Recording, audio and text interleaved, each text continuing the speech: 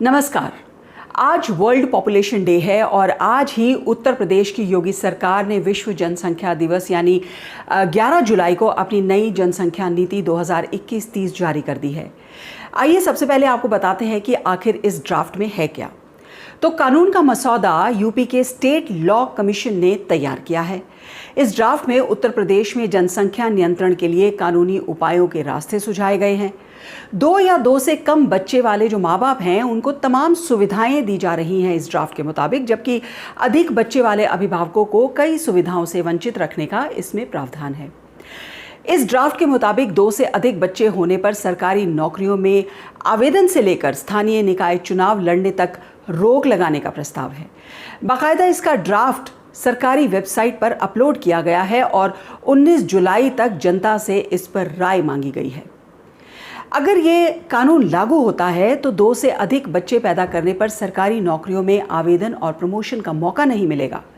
साथ ही 2 से अधिक बच्चे वालों को 77 सरकारी योजनाओं और अनुदान से भी इस कानून के तहत वंचित रहने का प्रावधान है। अगर कानून लागू हुआ तो 1 वर्ष के अंदर सभी सरकारी अधिकारियों, कर्मचारियों, स्थानीय निकाय में चुने जनप्रतिनिधियों को शपथ पत्र देना होगा कि वो इसका उल्लंघन नहीं करेंगे। इतना ही नहीं, इस ड्राफ्ट में सरकारी कर्मचारियों का प्रमोशन तथा बर्खास्त करने तक की भी सिफारिश है। 2 बच्चों वाले दंपत्ति अगर सरकारी नौकरी में नहीं हैं तो उन्हें पानी, बिजली, हाउस टैक्स, होम लोन में छूट व अन्य सुविधाएं देने का प्रस्ताव है। 1 चाइल्ड पॉलिसी स्वीकार करने वाले बीपीएल श्रेणी के माता पिता को विशेष तौर पर प्रोत्साहित करने का प्रस्ताव रखा गया है। इसके तहत जो माता पिता पहला बच्चा पैदा होने पर उसके बाद अगर ऑपरेशन करा लेंगे तो उन्हें कई तरह की सुविधाएं दी जाएंगी। ये तो हमने आपको बताया कि कानून में है क्या क्या। अब बताते हैं आपको कि इस कानून की क्या और क्यों ज़रूरत आन पड़ी। सबसे पहले तो ये कि उत्तर प्रदेश में अगले साल चुनाव होने हैं, जिसमें अब लोगों को जनसंख्या कानून के द्वारा सुविधाओं से वंचित करने वाली सरकार खुद किसी तरह के किसी सांप्रदायिक मुद्दे से फिलहाल वंचित है। यूपी में बीजेपी के सबसे ज्वलंत मुद्दों में से एक राम मंदिर भी मुद्दा नहीं होगा। तो फिलहाल बीजेपी के पास कोई ऐसा मुद्दा नहीं है जिस पर वो हिंदू मुस्लिम कार्ड खेल सके। आगे बढ़ने से पहले आइए देखते हैं बीजेपी के 2017 के मैनिफेस्टो के कुछ खास वादे, जिसे उसने 2022 से पहले पूरा करने की बात कही थी।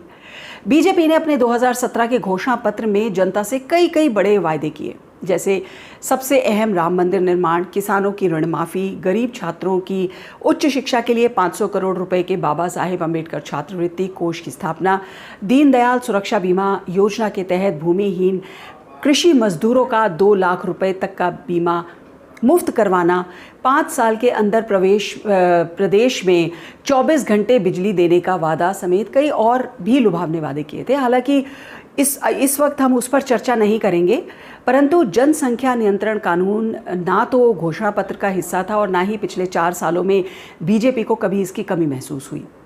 अब चुनाव से ठीक कुछ महीने पहले अब बीजेपी को लगने लगा है कि ये बहुत खास मुद्दा है और इसे प्रदेश में लागू करना चाहिए। इस कानून को लेकर सरकार की नीयत कितनी साफ है वो तो वक्त ही बताएगा, परंतु सवाल यह है कि क्या लोगों को सरकारी योजनाओं से वंचित करके ही जनसंख्या नियंत्रित की जा सकती है? क्या इससे बेहतर ये नहीं होता कि प्रदेश सरकार लोगों को जागरूक करने की कोशिश करती, जैसा विकसित देशों में किया जाता है? इस पूरे मामले में एक बात सोचने वाली ये भी है कि अगर कोई दूसरे राज्य का व्यक्ति है, मान लीजिए कोई उड़ीसा या महाराष्ट्र का है और उसके 2 से ज़्यादा बच्चे हैं और उसकी ट्रांसफ़र उत्तर प्रदेश में होती है, तो क्या उसकी ट्रांसफ़र उत्तर प्रदेश के सरकारी दफ्तर में नहीं हो पाएगी, क्योंकि उसके 2 से ज़्यादा बच्चे हैं और उसको सरकारी सुविधाएं नहीं मिलेगी। और यदि यहाँ के किसी IAS ऑफिसर, यूपी कैडर के किसी IAS ऑफिसर का ट्रांसफ़र किसी और राज्य में हो जाता है और उसके 2 से ज़्यादा बच्चे हैं, तो क्या उसको कोई सुविधाएं नहीं मिलेंगी? तो ये बहुत अजीब सा कानून है जो अगर बन गया तो पता नहीं वो किस तरह से लागू होगा। फिलहाल जनता को राय देने के लिए मात्र 10 दिन का समय दिया गया है, तो आप अपनी राय सरकारी वेबसाइट पर ज़रूर दें। आपको आज का ये वीडियो कैसा लगा कमेंट बॉक्स में ज़रूर लिखें, अपनी राय ज़रूर दें। मेरे इस चैनल को लाइक करें, शेयर करें, सब्सक्राइब करें। धन्यवाद।